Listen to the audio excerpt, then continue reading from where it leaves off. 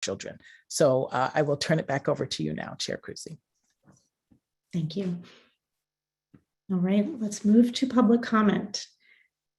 As we move through each agenda item, Briani, our moderator for the evening, will unmute DC PCSB staff or individuals speaking on behalf of a school.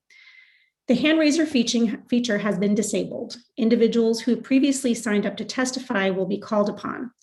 As a reminder, all written public comment is available to the public on our website. If you didn't sign up by sending your name to the public comment mailbox before this meeting, please submit your comments to public.comment@dcpcsb.org or call our public comment line to leave a voicemail testimony at 202-328-2660 and select option 2. Now let's hear from the witnesses who signed up to speak. I'd like to start off by inviting Bob Weinberg to testify, and please keep your comments to 2 minutes.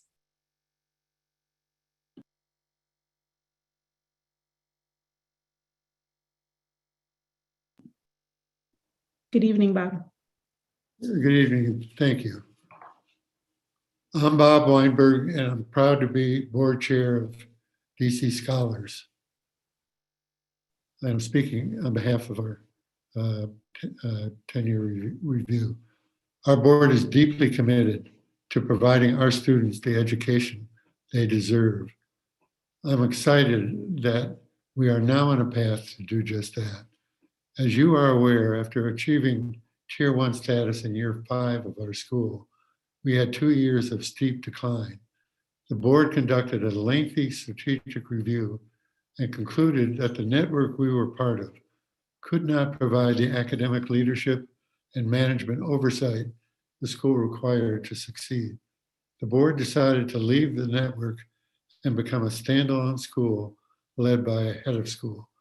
We were fortunate to find the right leadership. First, our interim head of school, Nicole Bryan, and now our current head of school, Amy Helms. With the support and guidance of the board, Nicole and Amy restructured the leadership within the school. We now have unified the school under a single principal and a talented team of academic directors. We now have aligned ELA and math curricula throughout the school. We now have robust coaching and professional development programs. The results of these changes can be seen in the spirit and enthusiasm of the teachers and students. We are pleased that the PCSB's quality site review recognized these positive shifts in climate and instruction. For the moment, we face, as everyone does, the challenges of COVID, but we firmly believe that we are on the right course to building a strong school for our students at DC Scholars. So thank you. Thank you, Mr. Weinberg. Next, we have Jacqueline Lindsay.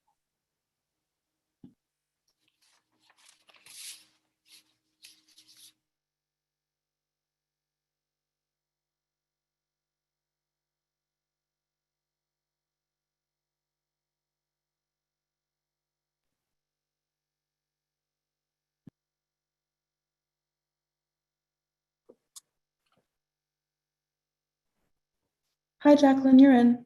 Hi, thank you. Good evening. I'm Jacqueline Lindsay and proud to be a member of the DC Scholars, Board of the DC Scholars and chair of the Head of School Committee.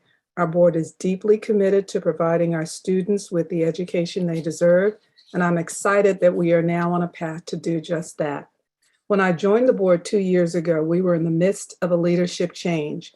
Finding the right leaders is always a challenge, but in our case, working with interim head of school Nicole Bryan and ultimately hiring Amy Helms as permanent head of school, we are on the right path for our school, staff, and our community.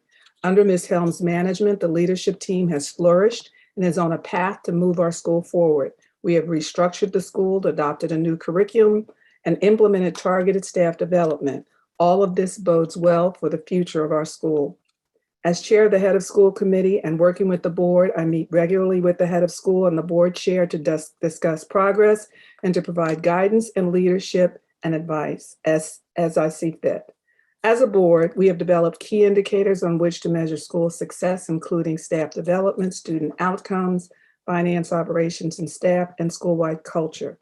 As a result, the board will continue to oversee the head of school and staff focused on retention and improvement in attendance and student performance. While COVID is still with us and posing ongoing challenges when it comes to day-to-day operations, coupled with high expectations for school success and strong board oversight and a strong leadership team, together we at DC Scholars believe we are on the right path for continued improvement and academic success for our school. Thank you. Thank you, Ms. Lindsay. Next, we'd like to welcome up Crystal Souverain.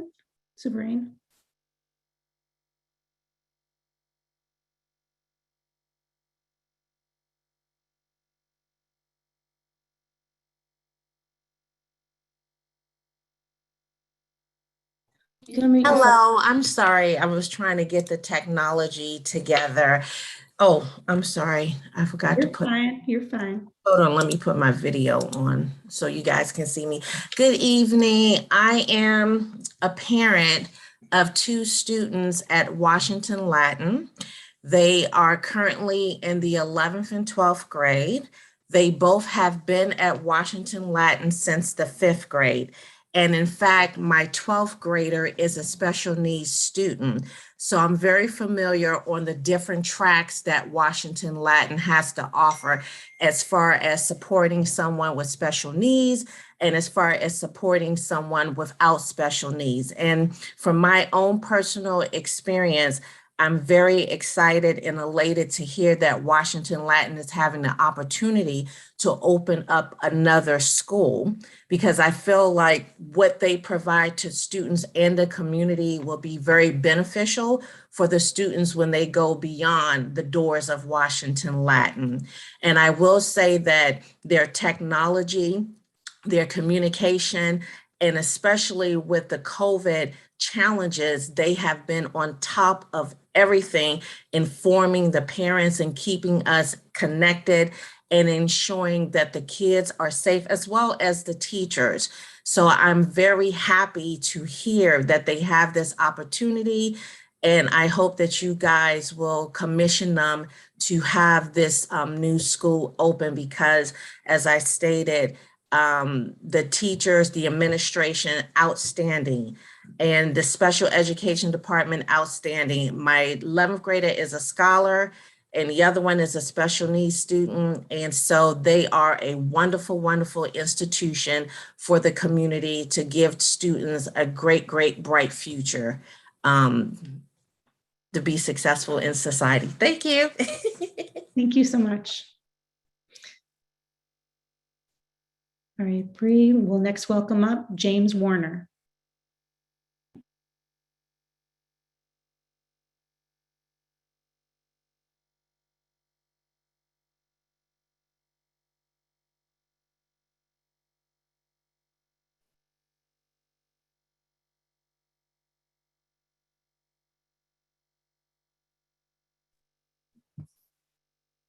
Good afternoon, everybody, or good evening. Sorry, I am currently in dad mode, watching this little baby. My name is James Warner. I am the CEO of City State Brewing Company. We are located at 705 Edgewood Street Northeast. We opened in June. I'm a Brookland resident. We are a homegrown DC business.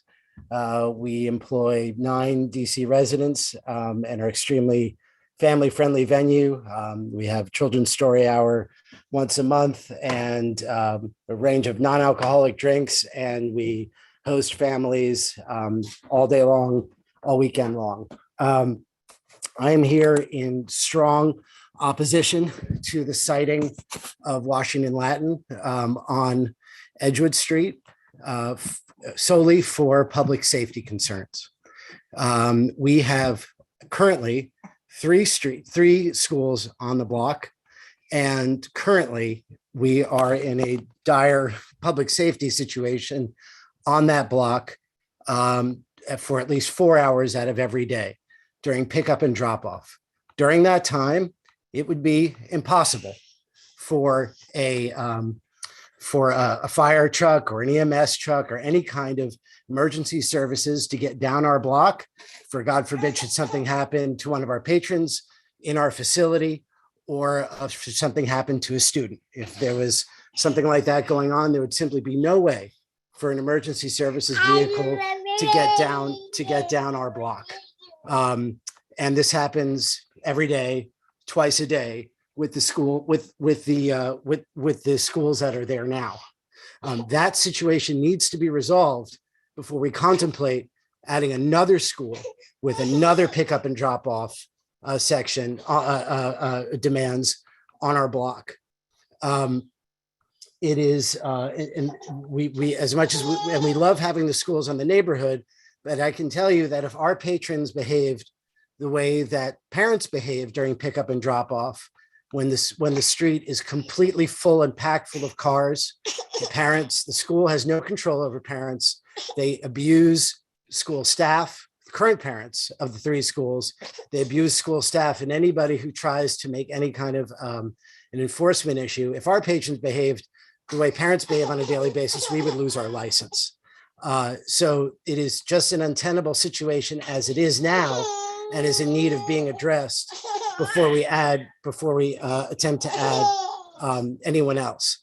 And right now, pickup and drop off functions because we have tacitly agreed to not operate as we have a right to operate for those hours out of the day. We don't attempt to make any deliveries or get our trucks in and out of the street during those hours. But there are more tenants coming to our building, which is an industrial building. I know that there is a commercial tenant coming in that is who's going to principally be involved 15 seconds in freight. And so they will be sending trucks up and down that street all day. And when they do that, it will be impossible for the schools to function as they are now. Situation on Edgewood Street needs to be addressed before more schools are added. Thank you very much. Thank you, Mr. Warner. Bree will next welcome up Nicole Bryan.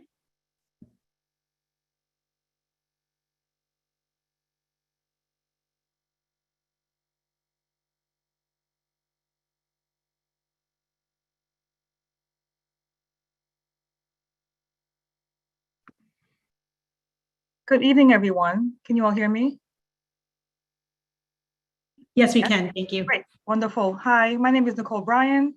I am the former head of school and current executive coach at DC Scholars. And I'm testifying this evening in support of DC Scholars' 10-year charter renewal. During my 4 years at Scholars, I have been fortunate to be a part of an organization and a team that really embodies a strong and intense commitment to growth. This is evidenced by an unwavering dual investment in both people and processes. I believe strongly that this mindset, this dual focus on people and processes, is paramount to the organization's purpose and is critical as the organization continues on its path to progress. DC Scholars' investment in leadership growth and development has been thoughtful yet urgent. From adding a head of school, an executive coach to its model, to investing in a principal who is also a founding staff member, to adding ELA and math directors on the instructional side, DC Scholars has truly demonstrated its commitment to strong instructional leadership as foundational to building a great school.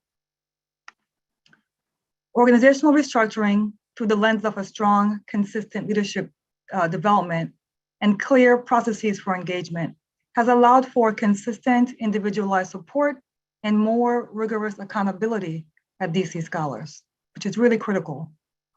It is this shift at Scholars in their leadership team structure and development model that is making and will likely continue to make the biggest positive difference at DC Scholars as the team works vigorously to fulfill its mission for kids, despite these incredibly challenging times. As a result of this strong investment in leadership, teachers and staff are receiving more consistent, higher quality support from coaches and leaders. This has resulted in a more positive adult culture, a more streamlined implementation of student culture systems, and greater fidelity with implementation of an aligned, rigorous ELA and math curriculum. I am truly grateful to be a part of the DC Scholars community, to be a part of an amazing team that, while constantly acknowledging how daunting and incredibly challenging this work is, especially today, refuses to give up and continues to show up every day and give 1,000% for kids. The sacrifice, though great, is, as we all know, worthwhile. And though there's a tremendous amount of work that still needs to be done at Scholars for our kids, I am confident that this team will continue to deliver for our students, for our families, and our community. The best is undoubtedly yet to come. Thank you. Thank you, Ms. Bryan. All right, next up, Dr. Brittany Whitby.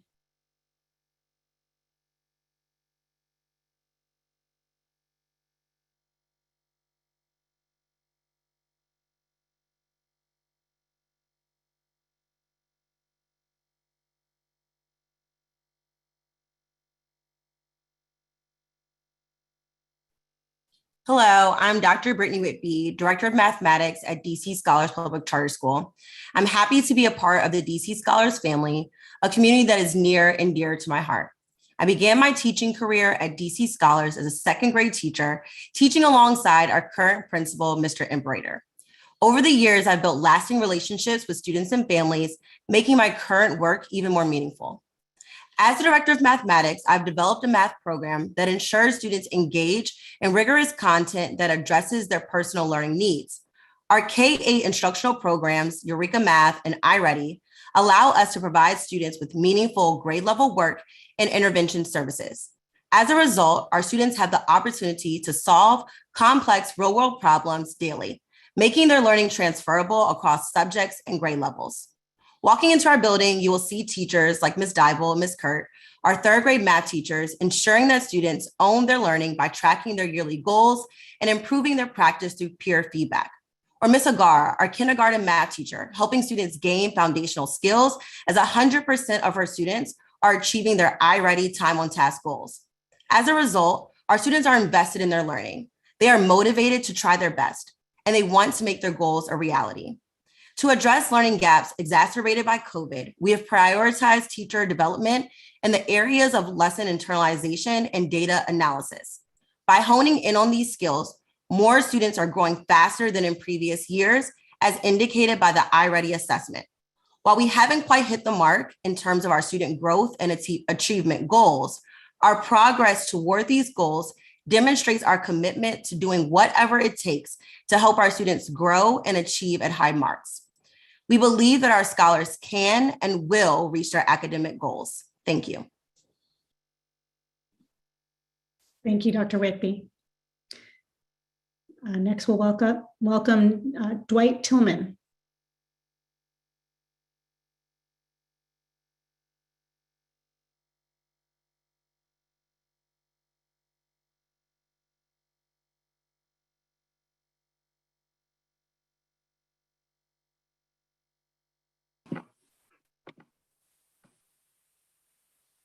Hello, I'm Dwight Tillman, general ed teacher at DC Scholars Public Charter School. I love teaching at DC Scholars because it's more than just a job, more than just a school. It is a community of fellowship. Yes, it is a community of fellowship, even during this unprecedented time in which we are currently living. While DC Scholars makes every effort and goes above and beyond to keep all members of DC Scholars community safe during this pandemic, the school also values the community's social, emotional, health, and well-being too. In the school's efforts to ensure scholars, families, and the community are engaged, DC Scholars has listened to feedback from its scholars, faculty, staff, and members of the community and implemented programs and activities that are safe and fun, such as spirit weeks, moments to socialize safely amongst each other, back to school nights, staff givings, and lunch bunches, to name a few. DC Scholars as a community has made every effort to empower and educate members of the community. The math program at DC Scholars is one of the ways that DC Scholars empowers the community.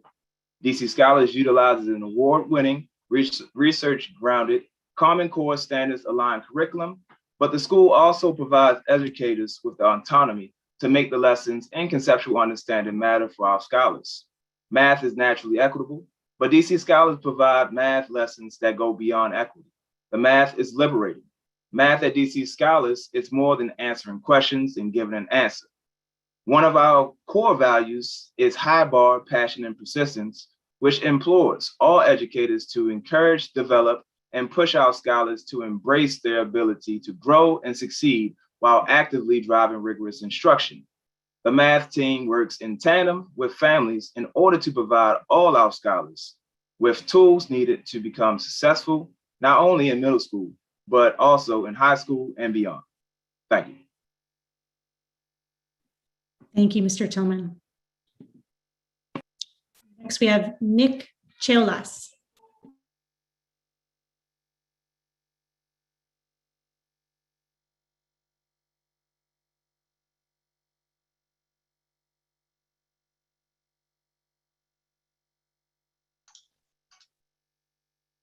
All right, here I am. Thank you, everybody, and I appreciate the opportunity to testify on the Washington Latin Amendment application, what is in many respects a welcome addition to Edgewood and Ward 5. First and foremost, my name is Nick Scholas. I'm an Edgewood resident. I'm a former advisory neighborhood commissioner in the Edgewood neighborhood. I do want to echo many of Mr. Warner's sentiments from earlier and also highlight what Washington Latin, to their credit, has identified as the single major concern in their move to the Edgewood neighborhood or expansion of the Edgewood neighborhood. That is the traffic management and safety at this location. And as the application notes, Washington Latin will be the 5th charter school in a 2-block radius in Edgewood. It will be the 4th charter school along a single dead-end alley located in a light industrial zone in the middle of the Edgewood neighborhood. It will be the 8th charter school in Edgewood and one of 38 in Ward 5. The students at Washington Latin in Ward 5 would be among the 12,000 charter students in Ward 5, more than any other ward, approximately 2/3 of which come from outside the ward. And the dynamic that creates, and the dynamic that we see every day in Edgewood, is a lot of cars, drivers through the neighborhood, into the neighborhood, from both staff and from parents. And while I don't begrudge anybody from doing what they need to do to get their child an education, I like having a lot of these schools around, there is a point at which it does become a burden on the neighborhood in which so many of these schools are located. And that's something that I testify neither in support or opposition to this application, but primarily for the board's deep consideration of this issue. And this has a unique effect on the Edgewood and Brooklyn neighborhoods when you have so many schools, including DC public schools in this area. You have a lot of parents driving their kids to school, but you also have a lot of children walking to local schools that are in their neighborhood, a lot of cyclists on bikes along the Metropolitan Branch Trail. This dynamic increases exponentially the opportunities for driver, pedestrian, and cyclist conflicts in our neighborhood. It's a recipe for chaos and tragedy. I want to emphasize that this is not commentary on the merits of the application. Washington Latin has an excellent reputation. I know many of my neighbors and former constituents have expressed positive things to me about the school and about this application. I commend their outreach to the community, and I know the demand for these spots outstrips the supply, and that's a testament to their mission, what they've been able to accomplish. But the proposed solutions as included in the application are, in my view and experience, inadequate and infeasible. I'm not sure what the proper solution would be, and frankly, there's only so much you can do to mitigate the effects of so many schools in a tiny location that was simply not designed to have this. Perhaps it is hiring additional traffic control officers, perhaps it's off-site pickup and drop off, and perhaps it's incentivizing carpooling or disincentivizing staff and students from driving alone every day.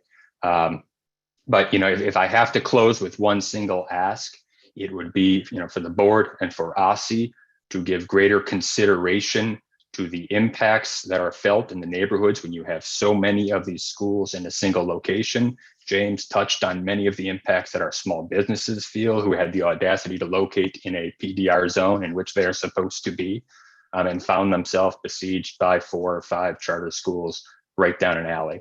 So I hope this warrants your consideration. I'm happy to participate in any search for a better solution here, but I want to highlight and underscore this, and I thank you for your time. Thank you, Mr. Scholas. Thank you. Next, we welcome up Magali Lara de Leon.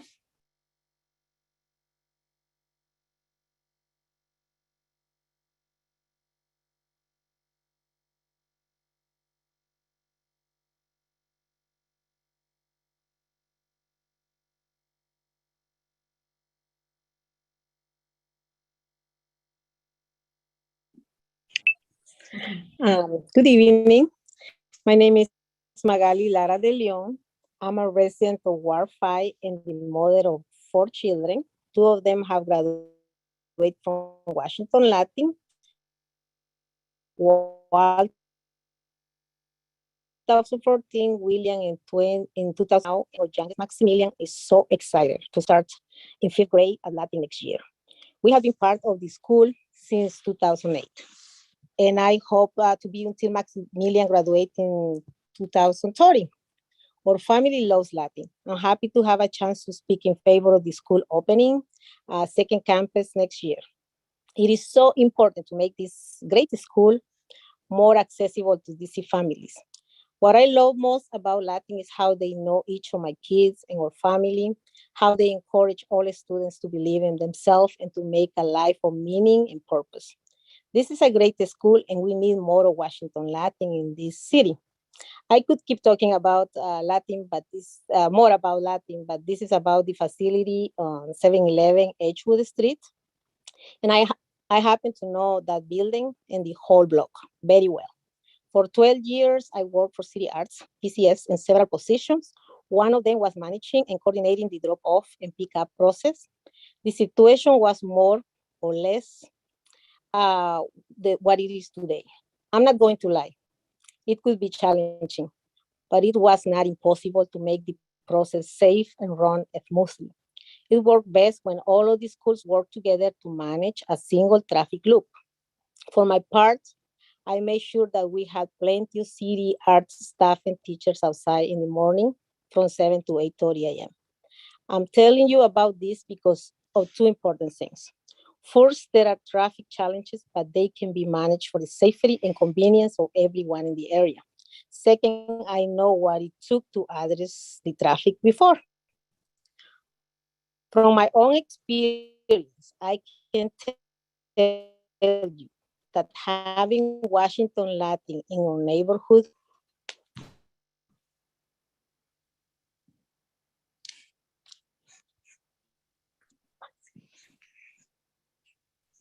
Thank you, Magali. Thank you. And I understand we have one more, Walter de Leon.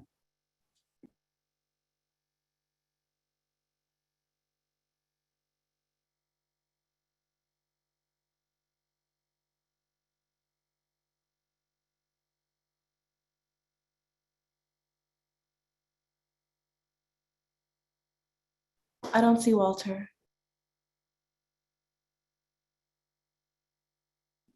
Okay, well, we do have Mr. De Leon's submitted testimony, and we also have the testimony of one other member of the public, Mary Dockham, who is not able to present this evening, but we did receive her public comment. So we will proceed, and I will invite up DC PCSB's Melody Sampson to discuss a charter amendment for Washington Latin Public Charter School.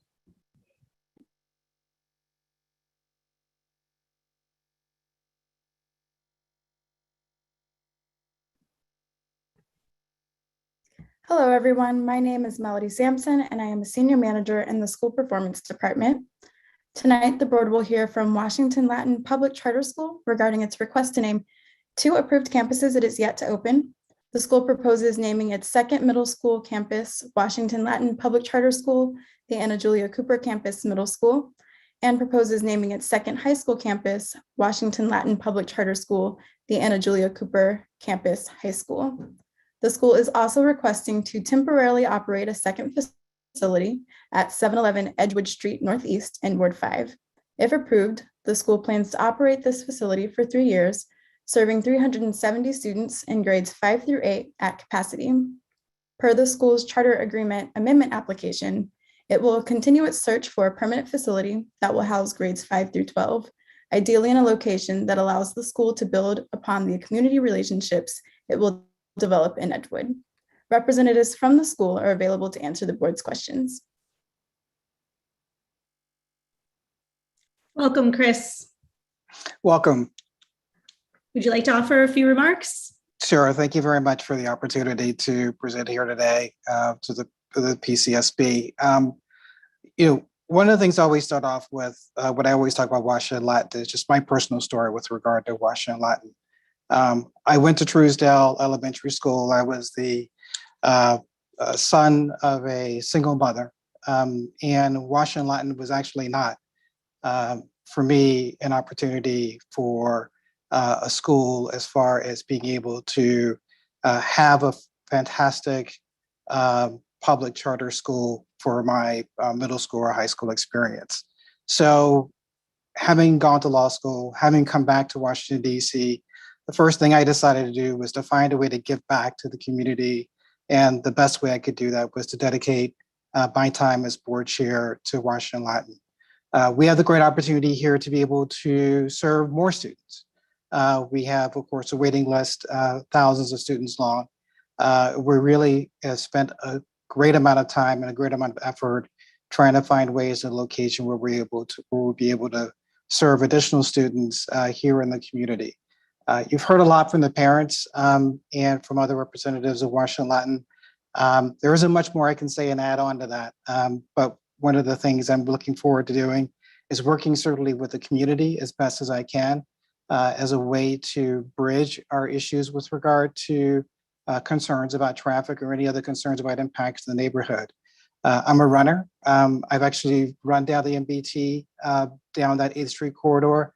So I personally appreciate the challenges that folks have talked about in that particular area.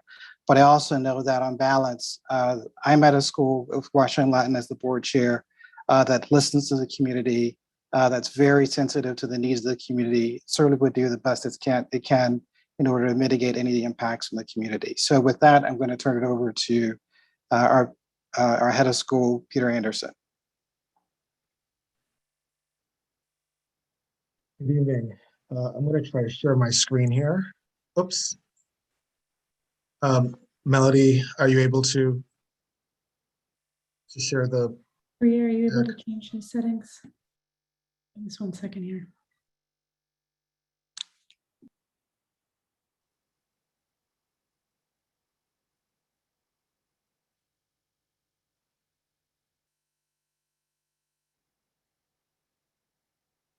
Great, thank you.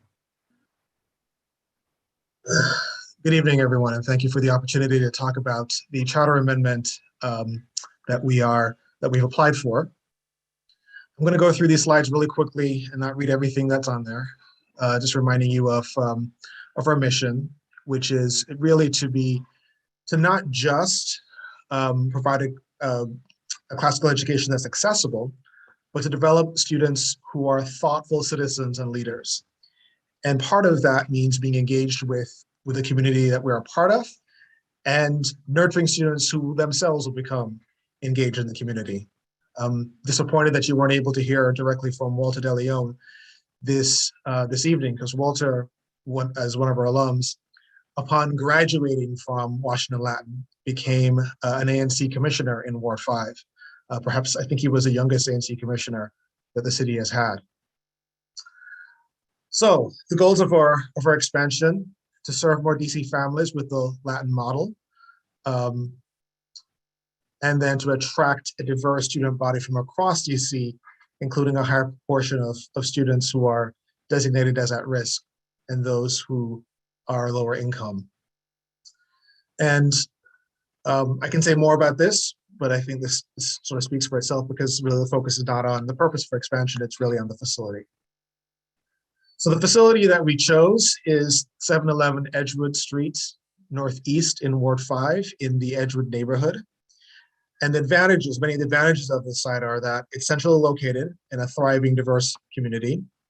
It is both metro and bus accessible, which connects back to the mission, which is enabling students from across the city to be able to get access to it. The building is already configured as a school and has been used as a school in the very recent past.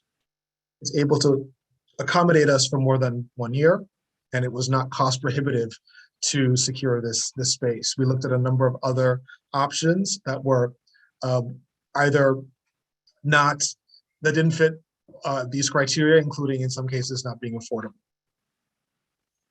But there are challenges, and there are real challenges. 711 Edgewood can only accommodate us for a maximum of 3 years, so we need to continue looking for a permanent facility that is centrally located and accessible, including in Ward 5. And because of the many schools, not just in this, what some folks have rightly called essentially an alley, because of the number of schools here, but also schools in the immediate vicinity, this can pose a challenge with both parking and just congestion. And so we've been doing a number of things to try to address these challenges. We've engaged with the community. We've talked to a number of community leaders, residents, and other schools to find ways to be a good neighbor. Coincidentally, I've also moved into, within the last few days, into this neighborhood, into the Edgewood neighborhood. We're researching current issues directly. For example, we just recently commissioned and completed a traffic study and are continuing to talk to the consultants that we worked with to think about solutions to some of the traffic challenges. Partnering with other Edgewood schools, we have talked to school leaders and ops people from the various schools to begin to think about creative solutions to alleviate some of those challenges. This goes into a little bit more detail about some of the neighborhood leaders that we have spoken with. As we speak, other members of our team are actually participating in the Edgewood Civic Association meeting, continuing to address some of these concerns, some of these issues that happen to be at the same time as this hearing. So some folks are there while I'm here. And as you can see here, we've had discussions with these specific schools, although these are not the only schools. We've also talked with DC Prep and have made efforts to try to reach out to Noyes Elementary School. The traffic study. So some of the transportation options that have come up through the traffic study is, unlike the schools that are currently serving this neighborhood, Washington Latin has for a very long time run a bus service, and we intend to run a bus service in this neighborhood as well, which will minimize the number of cars coming into the neighborhood. We are looking into a number of off-site drop-off and pickup locations. We are looking at the possibility of van shuttles. We own the bus service that we run was mostly through a bus service that we contract with, but we also own shuttles that we're considering using to shuttle students back and forth from off-site locations. We're also looking into the possibility of walking shuttles supervised by Latin staff, both metro and off-site drop-off, to encourage families to clear that Edgewood area and minimize the number of people who are coming into that particular area. We've also had some interesting ideas from the Civic Association that we're continuing to explore as some possibilities for creative solutions. So that's around the facility, but there are two things that we're asking the board to consider with regards to a charter amendment, not just to approve us in this temporary location, but also to approve the name of our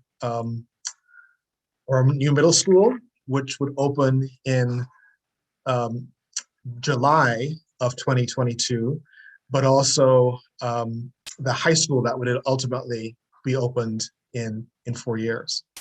And it's named after Anna Julia Cooper, who is a former DC educator, civil rights activist, and classicist. She's a dynamic woman who was born into slavery and earned a PhD from the Sorbonne when she was in her 60s. And in so many ways, she just embodies the values and the model that is Washington Latin. So with that said, thank you for the opportunity to share a little bit more about our application.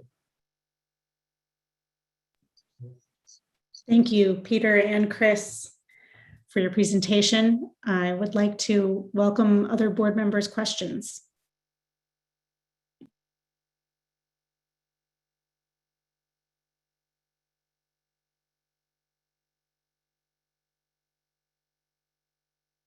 Surely. Thank you, Leah. I'd like to ask, given that this is a temporary space, can you tell us a little bit about how you see Washington Latin PS's long-term facility needs and interests, and how you'll explore those? So we have been working with a real estate consultant, Tom Porter, who used to work with Building Hope for many, many years. He's been helping us to identify appropriate sites, and we've given him a number of criteria that he's been using to help us to source various facilities. He's working very, very closely with our board facilities committee. And we've also hired a commercial real estate firm, the Cressa brokerage firm, to help us to identify some other possibilities. One of the, and I will say to Tom's credit, we did identify a couple of options that might have been possibilities for permanent site, but because they would have required us to be fully enrolled to be able to move in, to be able to afford those facilities, they really were not viable. And we are continuing to look at some options. We've got some irons in the fire right now, and hope that we'll have some good leads on a permanent site, maybe even within the next year or so. And I do want to credit our process, because we have undertaken this process, of course, during a time of extreme upheaval because of the pandemic, with all the other challenges associated with that. So I think it's just been a tremendous effort by the school leadership to be able to undertake this type of expansion to a facility at the same time of course, dealing with a number of the other considerations the past 2 years have brought up the school. Thank you. Can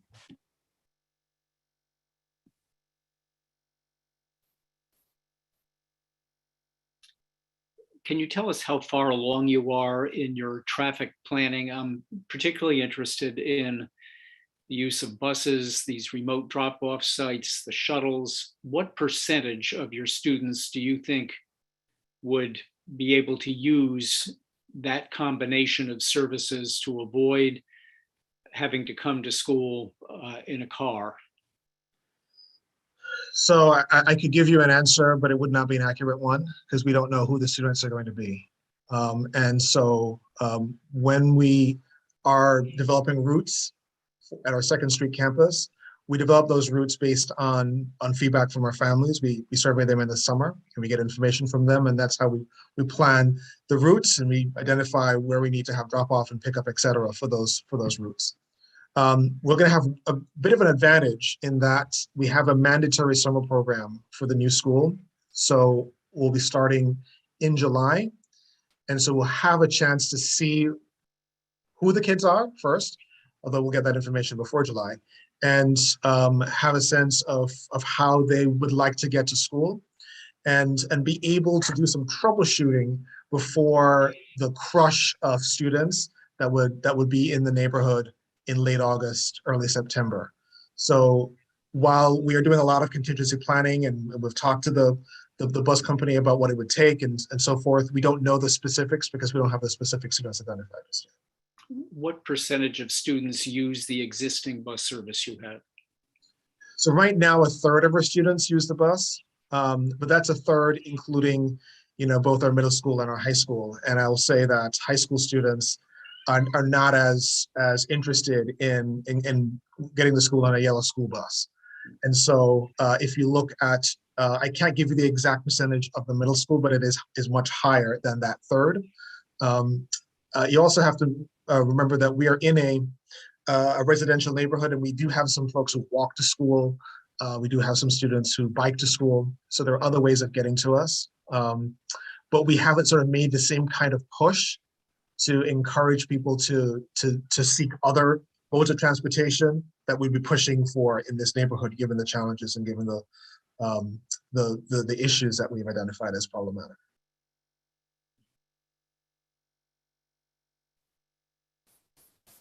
Thank you again for the presentation. It was thorough, and forgive me if this question touches upon what you've already addressed.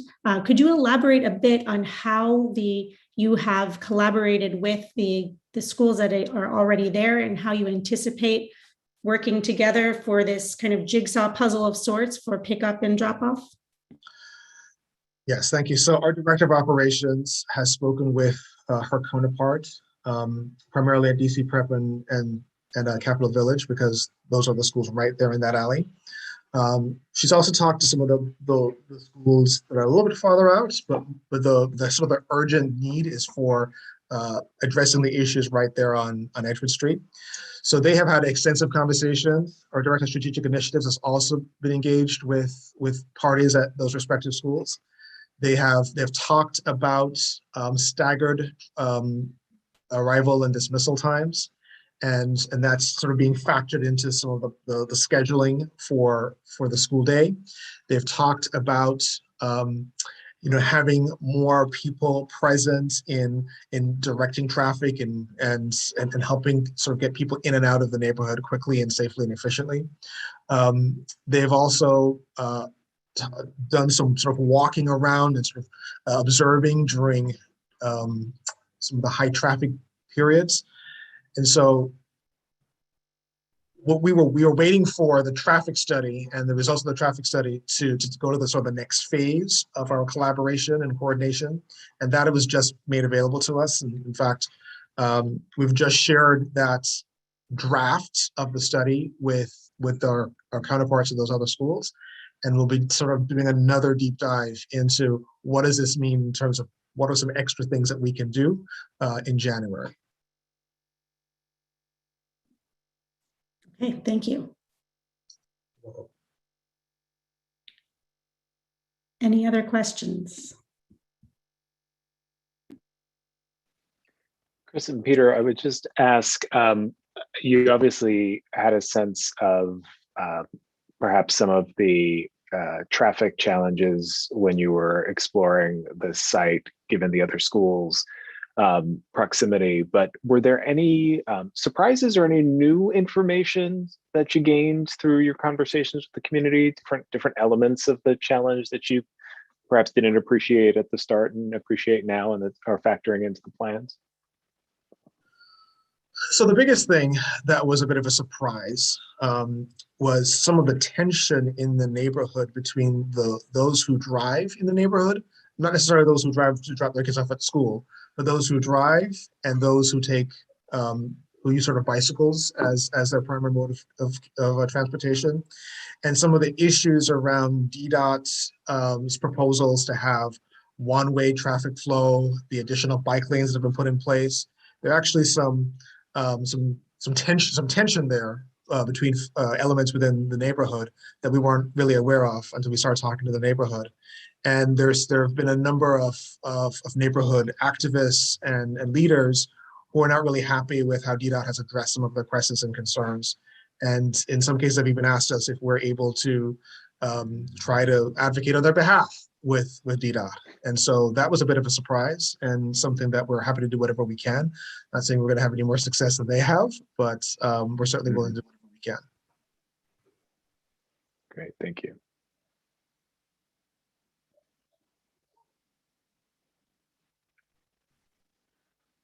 Okay, if no further questions, I think we'll be touching on this again later this evening. Thank you again for joining us this evening. Thank you. Thank you very much. Thank you. Now begins our public meeting. May I I'm looking for a motion from somebody to kick this off. Oh, I'll do it. I move to approve the December 2021 board meeting agenda. Second. Thank you, Rick and Ricardo. Roll call vote. Jim Sandman, Aye. Rick Cruz, Aye. Ricardo Ganjam. Aye. I'm an aye. The motion is approved. Nada, welcome. We'll begin charter reviews. Hi, good evening. My name is Nada Musa. I'm a specialist in the School Performance Department. Tonight, the board will vote on the charter review and continuance of LAYC Career Academy Public Charter School, Creative Minds International Public Charter School, and DC Scholars Public Charter School. The following charter review standard applies to each school. The School Reform Act stipulates that DC PCSB shall review a school's charter at least once every 5 years. As a part of this review, DC PCSB must determine whether the school committed a violation of applicable law or a material violation of the conditions, terms, standards, or procedures set forth in its charter, including violations relating to the education of children with disabilities, and whether the school failed to meet the goals and student academic achievement expectations set forth in its charter. If DC PCSB determines that a school has committed a violation of applicable law or a material violation of the terms of its charter, or has not met its goals, the board may, at its discretion, revoke the school's charter or grant the school conditional continuance. Additionally, there's a fiscal component to the charter review.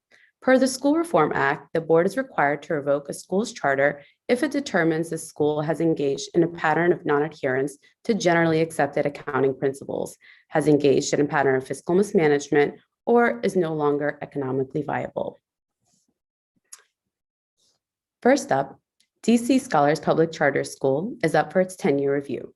The school educates 539 students in pre-kindergarten 3 through grade 8 at one facility located in Ward 7. DC Scholars Public Charter School adopted the Performance Management Framework, or PMF, as its charter goals. In doing so, DC Scholars Public Charter School committed to obtaining an average PMF score equal to or exceeding 45% across the 5-year review period.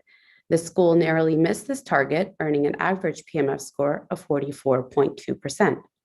In accordance with DC PCSB's COVID-19 impact policy, DC Scholars Public Charter School's charter agreement includes a COVID-19 impact provision that states the DC PCSB board can determine the school met its charter goals if the school earned an average PMF score equal to or exceeding 40% on data available during the review or renewal period, and a PMF score of at least 40% in the most recent available year of results.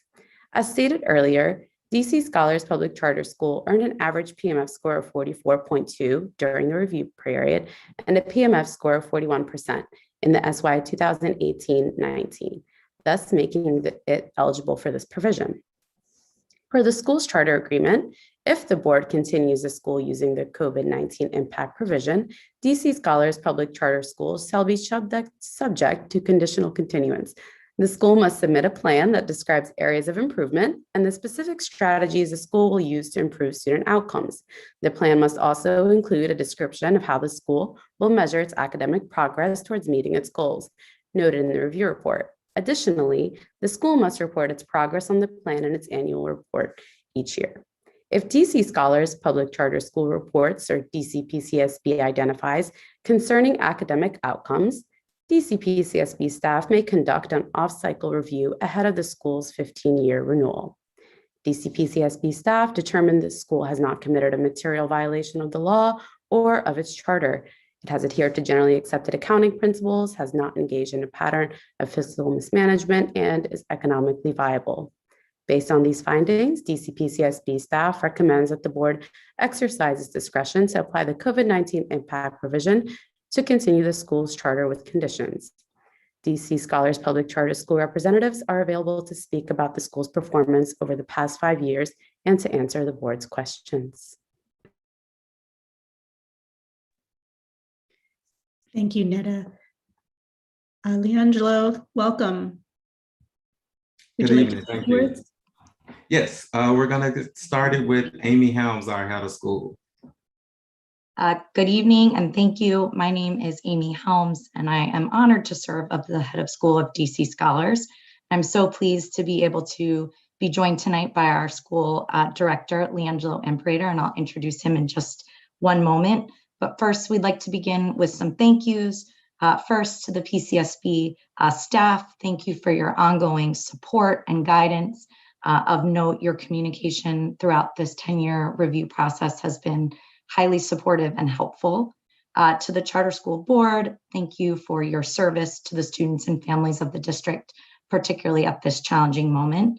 And to our community, many of whom you were able to hear from tonight, some families who are joining us this evening, thank you for entrusting us with your scholars.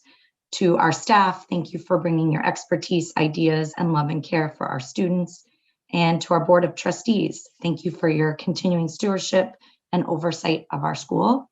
I'd like to hand it over to Mr. Imperator to share a few words with you. Thank you, Amy. Good evening. Again, I'm Leangelo Imperator, and I serve as the school director principal at DC Scholars Public Charter School. I started at DC Scholars in 2012 as a founding teacher, so this moment is almost surreal for me to have this opportunity to speak on our 10-year review. DC Scholars was founded in 2012 as a preschool through third grade public charter school with the mission of putting students on the path to college with the life skills to become positive community members. We're also excited because this year we get an opportunity to see that dream come true because our first set of 8th grade students are graduating high school in 2022. Currently, DC Scholars serves students in preschool through 8th grade, and our student body enrolls students from 6 out of 8 wards in the district, with the majority of our students living within the Ward 7 neighborhood. Each day, it's important that our students as scholars are welcomed by warm and encouraging staff. We start as early as pre-K3 and pre-K4, engaging students in rich early childhood programs. And historically, our DC Scholars has earned high marks on the class assessment, indicating high levels of positive teacher-student interactions, which has afforded us the opportunity to be recognized in 2019 as a DC All-Star School. As students progress into our K-8 program, students are engaged in our rigorous curriculum through expeditionary learning for ELA and Eureka for math. Both are designed to ensure students develop core foundational skills, critical thinking, and problem solving. In addition, our students can participate in enrichment programming, including after-school clubs such as yearbook, athletics, and scholar interns, which is a great way to have students do a little extra work for us on the side and serve as interns and earn community service hours. In addition to this, we have a full-time counselor, social worker, and community manager who has worked to partner with Martha's Table and East of the River Collaborative to provide our families with access to nutritional as well as behavioral and emotional health assistance. Like all schools, DC Scholars had to pivot dramatically in the COVID-19 pandemic, but we are extremely proud of the work we did during that time. According to our already assessment data, while students learned at home last year, we were able to raise achievement levels in reading and math. And as stated in our QSR report, students continue to achieve and engage in meaningful and rigorous high quality assignments.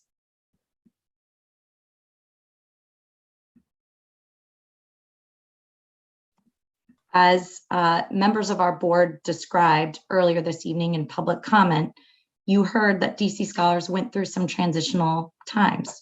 First, the school was led by our national authorizer, Scholar Academies, then was transitioned to be managed by DC Scholars Community Schools, and ultimately in 2019 became an independent LEA. Without a doubt, those transitions, as well as adding in their additional middle school grades, brought a period of transition for the school. And during this time, the school's PMF rating fell.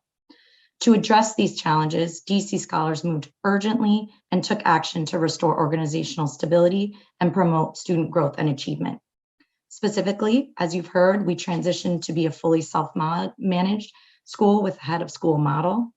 We aligned our programming preschool through 8th grade so that DC Scholars functions as one school with clear systems rather than divisions for early childhood, elementary, and middle school.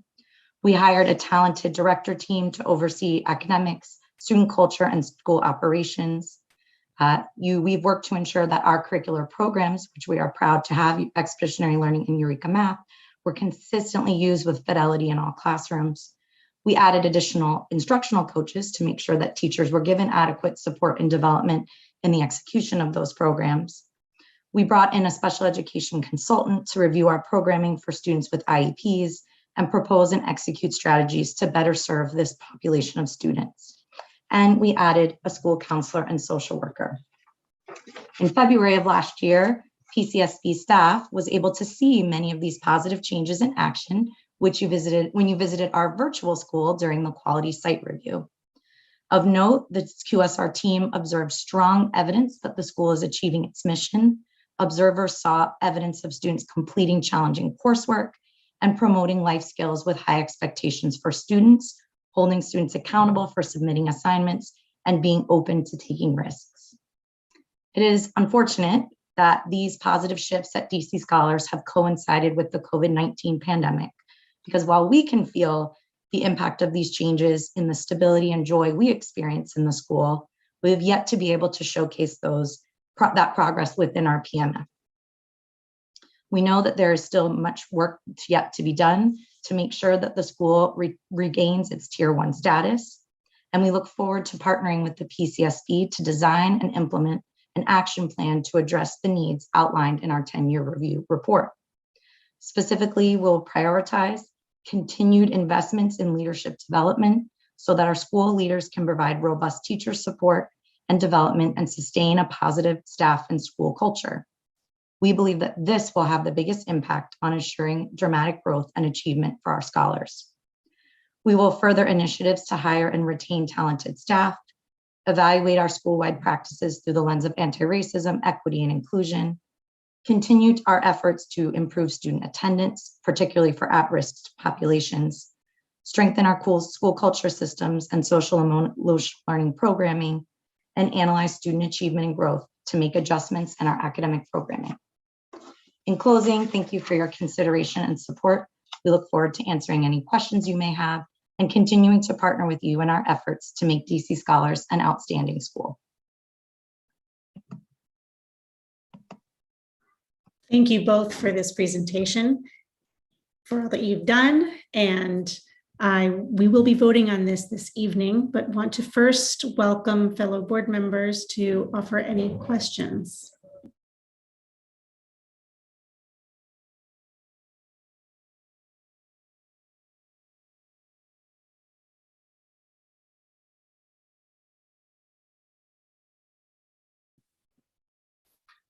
I don't have any questions. I'm going to vote to approve the continuation, but I just want to emphasize how important the conditions are.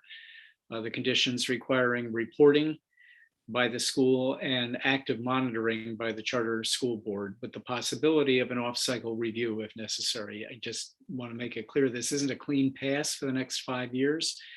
We appreciate what you've done, and but we need to keep tabs on this.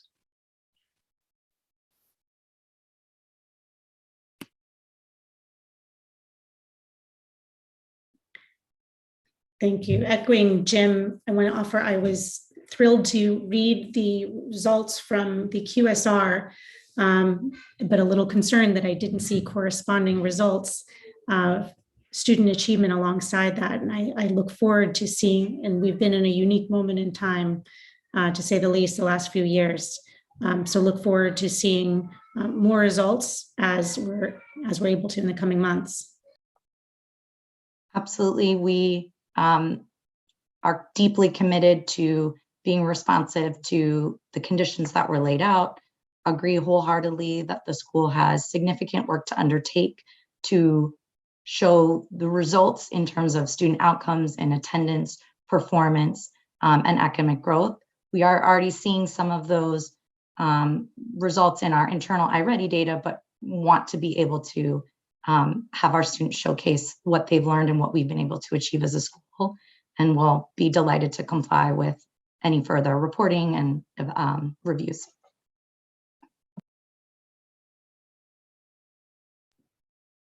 Thank you. With that, Board members, I'll take a motion.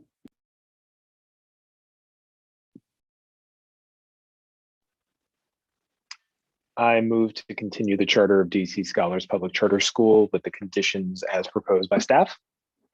Second. All right, motion approved. Roll call vote. Jim Sandman, Aye. Carter Ganjam, Aye. Rick Cruz, Aye. and Leah Cruz is an aye. The ayes have it. Congratulations. I look forward to seeing the first scholars graduate next spring. Thank you so much. Thank you. All right, Netta, and please forgive me for mispronouncing your name earlier. Let's welcome up our next school. Thank you. Creative Minds International Public Charter School is up for its 10-year review. The school educates 542 students in grades PK 3 through 8 at one facility located in Ward 5.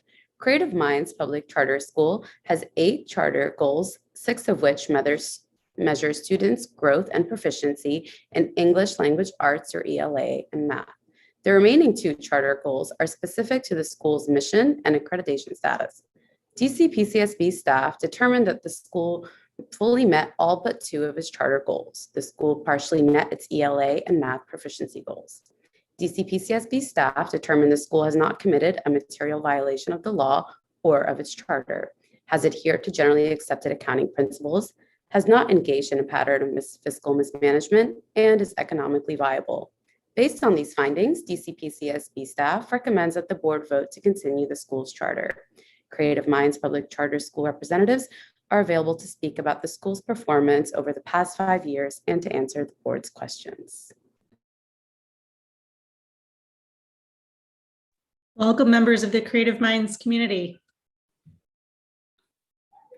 Thank you. I'll start. Good evening, and thank you for the opportunity to speak tonight. My name is Charles Jackson, or Chuck Jackson to everybody else.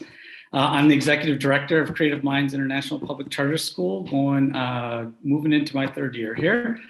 And with me virtually is Nyapka Long, our Chief Academic Officer, who is actually one of the founding teachers of Creative Minds. So you've got newbies and folks who have been here for the whole ride. Not going to speak very long here because I really thought the staff at the Public Charter School Board did a very thorough and thoughtful job on both the report and the QSR from last year. And so I'm grateful for that. In fact, that's really what I want to talk about tonight, is how grateful we are for the support we've received, both from the Public Charter School Board and the staff, as well as, and I have to call this out, the Creative Minds community of our families, students, and staff. They've been with us the entire way. We have a really strong community here where we take care of each other. And we are so very thankful to be here at this point in time, 10 years after we were just an idea that someone had and a wonderful, beautiful experiment. As I mentioned, the PCSB board and last year's QSR are very thorough and detailed, and we appreciate the accurate picture it paints of our progress over these past few years. I would like to say a few things, though, about the past 2.5, 3 years since I've been here. They have been full of transition, as we've all lived through. We've honored the past, but we've begun working really hard towards the future. You may recall that our founding director, who designed the school, left after 7 years, but she designed a beautifully conceived of school and laid a really solid foundation for the future. I joined a while back as interim, and I'm now the permanent ED. And we came together as a community after I joined, deeply committed to equity in education. We reviewed our vision of global awareness. We developed a strong strategic plan to set us up for success in the future. In that plan, we identified what makes a Creative Minds graduate unique in this world and ready to be a participant in this world. We recommitted to our international curriculum. We recommitted to educating the whole child, to taking care of our community, and to our model of inclusion, where all of our students and people bring strengths to the table. And then the pandemic hit us.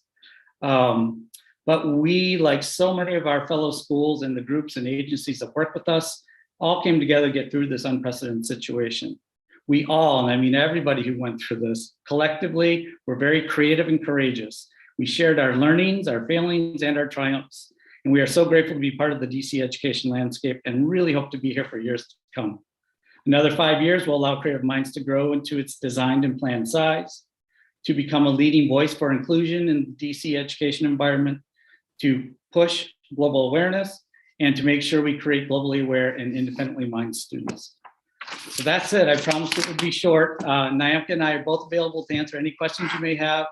And again, thank you for giving me the opportunity to speak tonight. Thank you both. Board member, we will be voting on this as well this evening. First, want to invite questions from the board.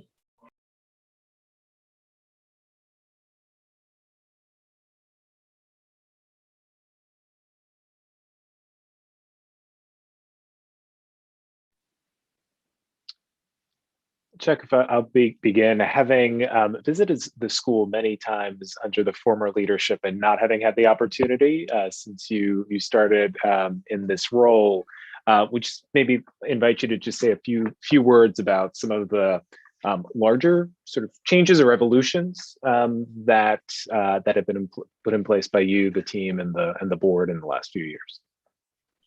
Sure. Thanks, Rick. That's a really good question. So I think I came into the school kind of at an inflection point where the school had grown very quickly as a middle school and was beginning to suffer some of the detrimental effects that we heard about earlier from some of my colleagues. It grew too quickly, I think, a little bit. It didn't have a good, thorough focus on building community within the staff and making sure our staff were adequately prepared to teach as well as adequately compensated. And I use that as an example because we did a study. We found out we were in the lowest quartile for staff salaries, and we had a massive staff retention issue. We quickly jumped on that and developed a plan very quickly to make sure we were competitive with all the other schools. Last year during the pandemic, and we built strong community, did a lot of connecting and revisioning and mission work. But as a result of all that, 97% of my staff came back during the pandemic. I think that's a great testament to them. I think that's a great testament to our community, wherein we did take care of each other. We did work very hard to make sure we focused again on what we need to be. I think we lost the focus a little bit, and the strategic planning has brought us back to that. So the strategic plan we did with Bellwether, by the way, it's a 3-year plan, really kind of a stabilization. It's not a growth plan. It was addressing some of the issues I saw around equity when I first got here, about performance, about the massive turnover, student retention, all of which have appeared to turn the corner. And that's not I'm not saying that's my fault, or I'm saying that is a community that committed to wanting to build the best school in DC. Thank you.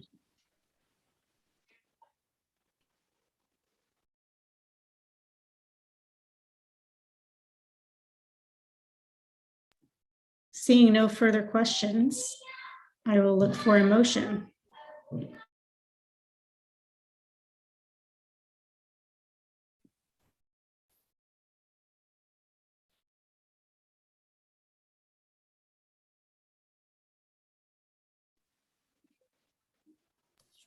I move to continue the charter of Creative Minds Public Charter School with the conditions as proposed by the staff. Second.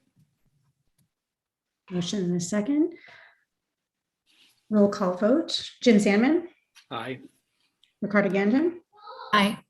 Rick Cruz, Aye. and Crazy is also an aye. Congratulations, Creative Minds team. Thank you. Appreciate you all. Thank you. All right, Netta, we move on. Yes, to LAYC. LAYC's Career Academy Public Charter School is up for its 10-year review. The school educates 91 adult students in a facility located in Ward 1. LAYC Public Charter School has 6 charter goals, one of which adopts the indicators established in DC PCSB's School Year 2017-18 Adult Education, or AEPMF Policy and Technical Guide. The remaining 5 goals are specific to the school's mission and data testing practices. LAYC Career Academy Public Charter School met or substantially met all the charter goals for which DCPCSB staff could render a determination. 4 goals could not be determined due to small N size throughout the review period. DCPCSB staff determined the school has not committed a material violation of law or of its charter, has adhered to generally accepted accounting principles, has not engaged in a pattern of fiscal mismanagement, and is economically viable. While LAYC Career Academy Public Charter School met the standard for continuance, DC PCSB staff encourages the school to collaborate with DC PCSB to set new charter goals that better capture the school's career and college pathway programming. Based on these findings, DC PCSB staff recommends that the board exercises discretion to continue the school's charter. LAYC Career Academy Public Charter School representatives are available to speak about the school's performance over the past 5 years and to answer the board's questions. Thank you. Welcome, LAYC school community. We would love to welcome some remarks from you all before we answer some questions. Yes, we actually wanted to show a video. Is that something I should do by sharing the screen? I know I sent it to the PCSB. What is the best way to proceed? Share your screen. Okay, thank you.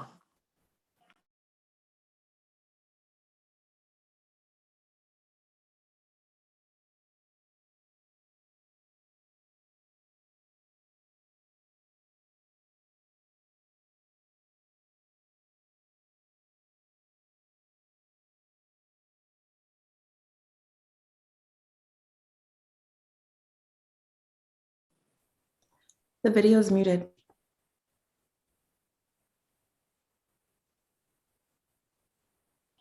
You couldn't hear it? No. Okay, I'm going to try one more time and then maybe we could try it on the PCSB end because I sent it over there. We were a little worried about technical difficulties. All right, let's try again. If you wouldn't mind, just give me a thumbs up if it's working, and if it's not, I'll stop it promptly. Thank you.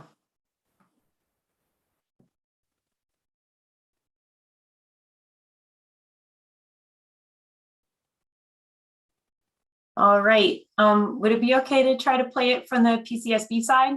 Absolutely, Nicole. Thank you. I really appreciate that. Let me stop sharing my screen.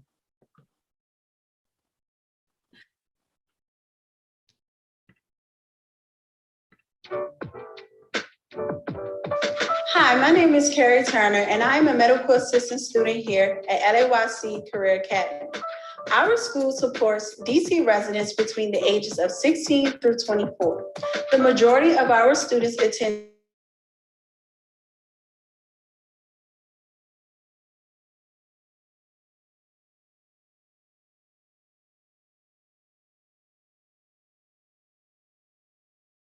The video is muted. Name one of the best nonprofits. I find if I mute my microphone, it mutes. I will back up to 10 seconds. In the DC area by the Career Academy was having its best year yet. We were named one of the best nonprofits in the DC area by the Catalog for Philanthropy. We were home to the 2019 PCSB Teacher of the Year and 2020 Washington Post Teacher of the Year. More than 95% of graduates were working or in school within 6 months of graduation. 5 students were named DC Microsoft Champions between 2018 through 2020. And 1 student became the Microsoft Excel National Champion and represented DC in the Excel World Championships. LAYC Career Academy gained these excellent outcomes through hard work. We focused on improving our academic programs so that more students made gains in both reading and math every year. We achieved 0 expulsions and suspensions for each of the last 3 years by implementing a restorative practices program. We raised our attendance rate by 10% in 1 year by focusing on programming for the large number of students who came to us struggling with basic literacy, even though they already had a high school diploma. We created a program that allowed these students to build their math and reading skills while they trained for healthcare and information technology careers, rather than focusing on literacy first and then job training.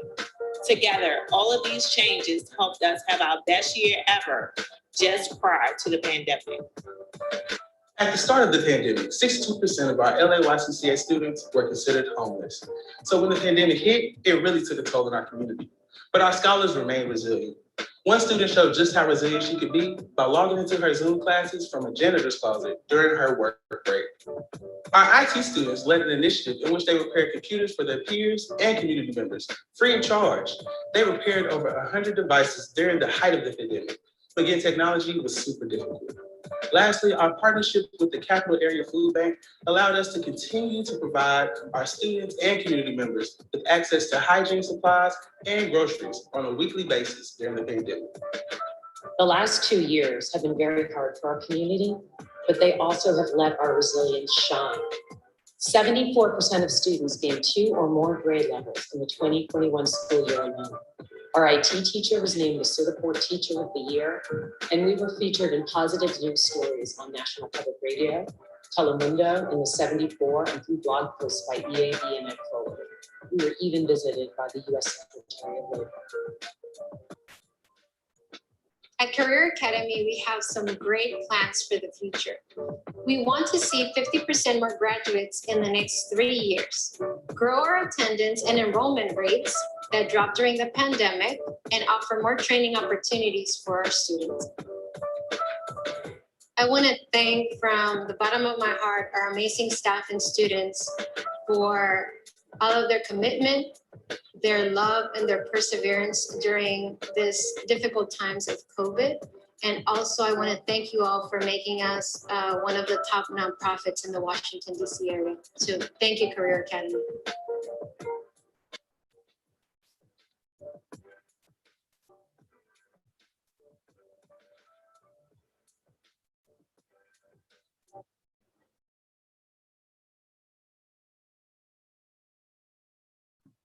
All right, we will be voting on this evening and want to invite again fellow board members to offer any questions to the LAYC team.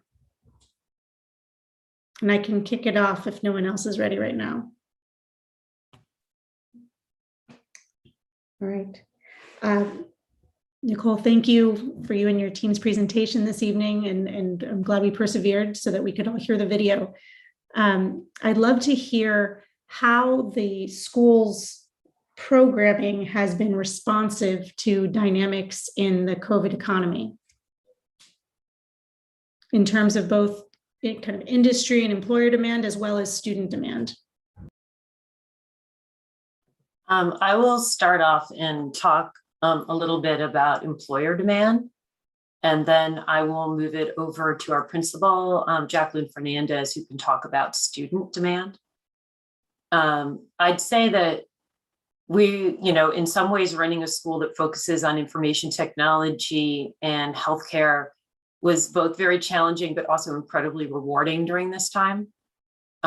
These are two industries where there's a lot of demand, and the demand remained relatively constant throughout the pandemic. So we did a little bit of pivoting like everybody else in terms of responding to employers. We did some of our IT internships virtually, which is something was new. We actually did once before the pandemic, and we've done a lot more work with our students on trying to help them be responsive to people virtually rather than going in person and expecting to have an in-person conversation where they go and repair a computer.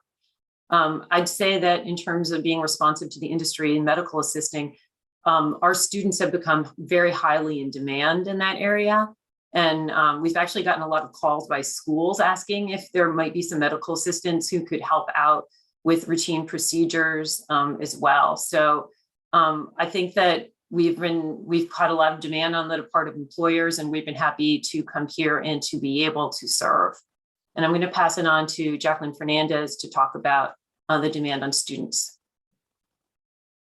Hi, everyone. Good afternoon. Well, when COVID hit, some of the challenges that our students face were obviously the access to technology and internet. So we made sure that we provided the technology and the internet access to them. We saw that a lot of our students unfortunately had to share the computers that we had provided to them with either their siblings or their actual children who also had to complete work. So they had to, manage to use a computer for different people in their households. So any student that came and asked us that they needed additional technology, we were happy to provide that for them. Our instructors also made sure to virtually meet with each student and work on their personalized learning plan, in which the student has specific objectives they need to complete in order for us to see growth in the different subject areas that the student is taking. The instructors also adjusted their schedule. So our school starts from 8:30 to 2:55, but because some of our students had to work, the instructors would meet with the students maybe a little bit later in the afternoon or even earlier. We also saw a lot of students sometimes even completing work in our platforms, at 2 in the morning. So that definitely showed the resilience of our students, the students that we serve. We made sure to do daily academic announcements that we posted in Google Classrooms. We also have an incredible student support department, which in other schools are known as the case managers. And they would send our students text messages every morning, encouraging them, reminding them of the importance of mental health.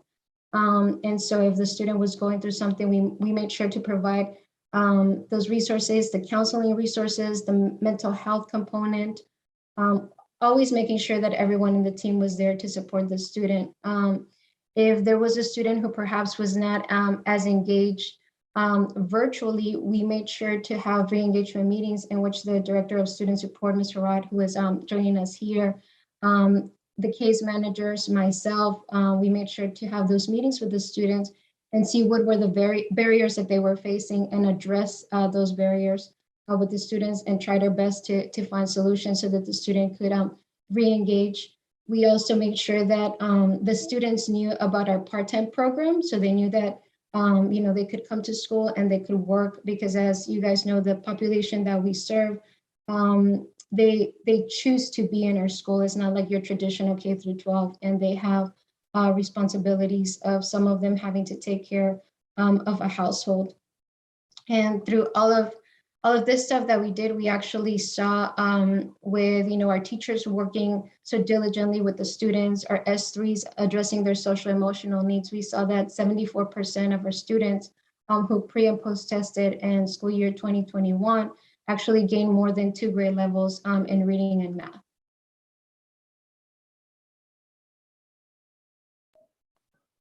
Thank you for that. I'll as a follow-up question, I'm just curious to hear how the school has reevaluated the range of career pathways offered and consideration of some that may reflect higher demand than others. That's an excellent question. And we actually, our vice chair of the board is a senior person at the Department of Labor, and she is leading a committee of our board with a couple staff members as well to actually look into some new potential areas of growth for the school that could include like new training programs that we could offer to students. Some that could be short-term that would build on our healthcare and IT expertise, and some that would be more long-term that could even open up new pathways for parts of the economy that are growing and our students could benefit from. In addition, we've been looking a lot more. One of our internal goals for this year is to have a small number of students pilot doing the Security Plus certification for IT, which is really, really high in demand with all the cybersecurity concerns that we've been hearing lately. Thank you.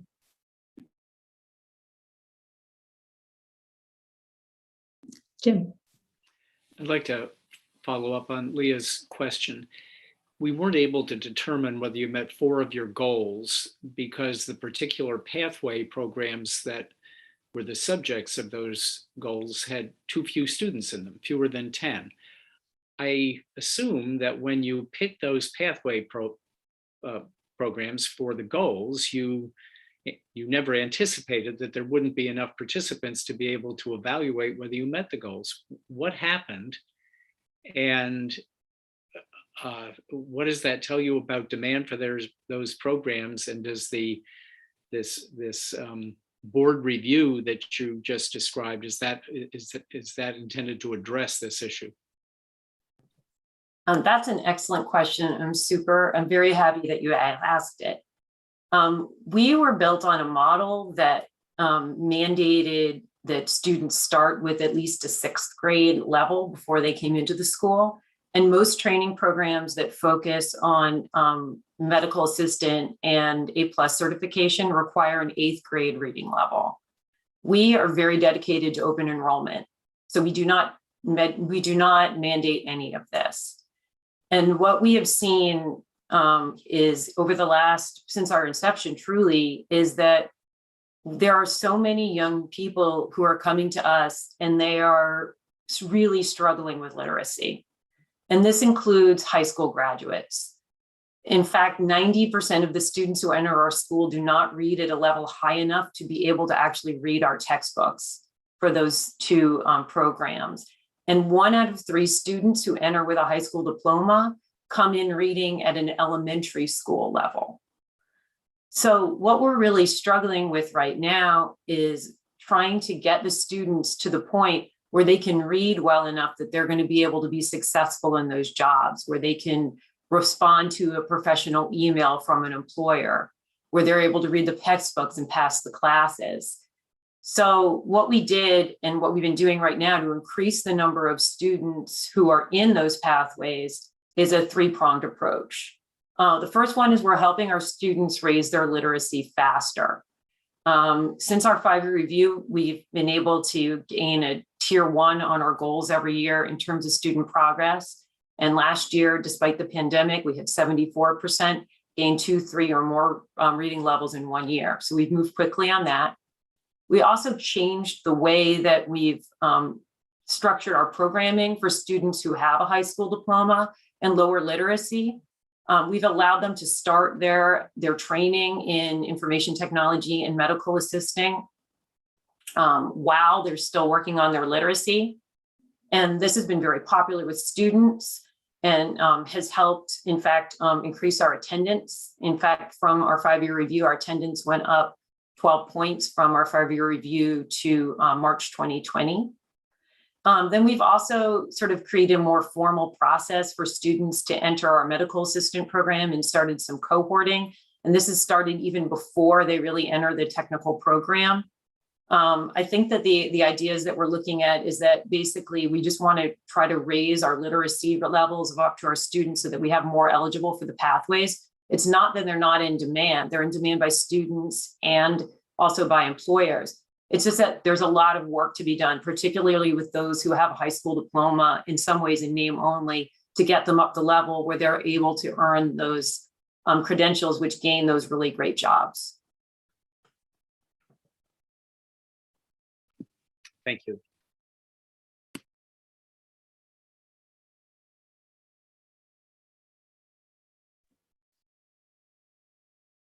Okay, seeing no further questions.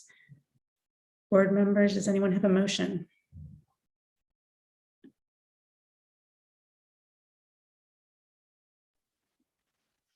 I move to continue the charter of LAYC Career Academy Public Charter School with the conditions as proposed by staff. Second. Okay, roll call vote. Jim Sandman, Aye.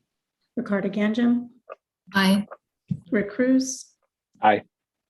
And Leah Cruzy, I'm also an aye. The ayes have it. Congratulations, Team LAYC. Thank you very much. Thank you. Okay. We'll move on to the consent calendar. Would any board member like to remove an item from the calendar for further discussion or state a recusal for the record?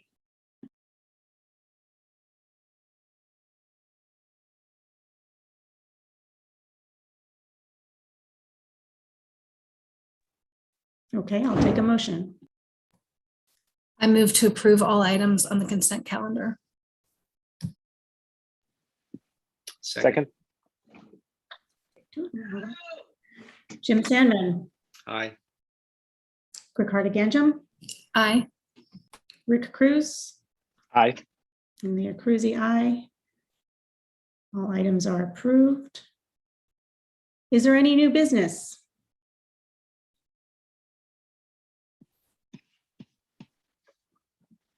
Okay, seeing none, I will take a motion to adjourn. I move to adjourn the December 20th, 2021 board meeting. Second. Okay, roll call vote. Jim Sandman, Aye. Ricardo Ganjum, Aye. Rick Cruz, Aye. Leah Cruzy is an aye. Happy holidays, everybody. Happy holidays. Yes, thank you. Stay healthy and safe. Best wishes.